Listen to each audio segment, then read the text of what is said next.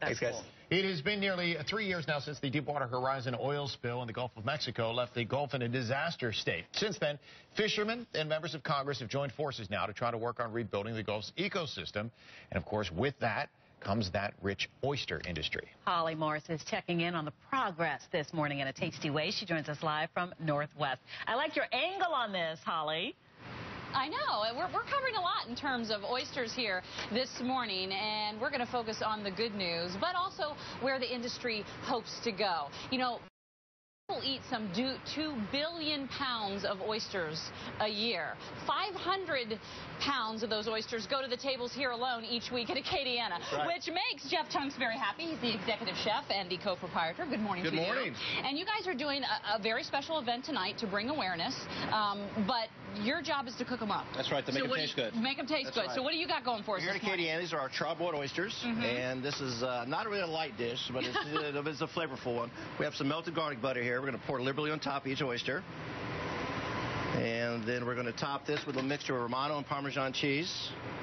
And I hear a collective that's right, as I'm standing here. This is like Gulf Coast escargot, basically. Here. There you go, there you go. But that's also because I have two very important people that are eyeing this dish here this morning. This is Senator Mary Landrieu.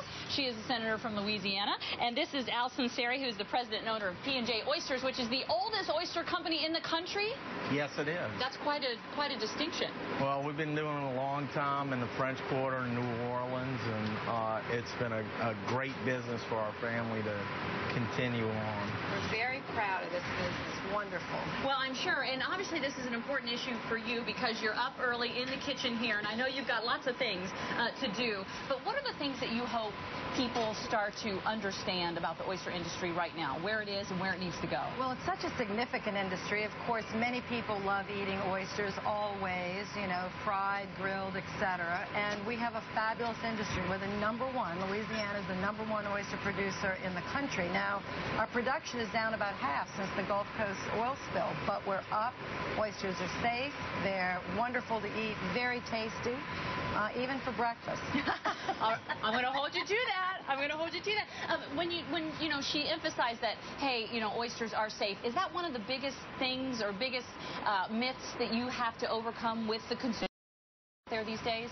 No, it really isn't. The senator's been really championing us for a number of years and showing how oysters are safe, and it was a misnomer.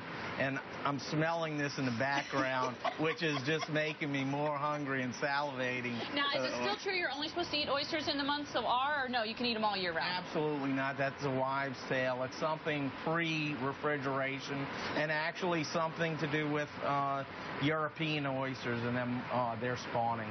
Okay, well, forget those Euros. We're gonna focus on these. Are they ready? They are ready. You said it, Senator. Oysters for breakfast. Yeah, forget the Wheaties. I heard her say before we went on, forget Wheaties. This is the breakfast of champions right here.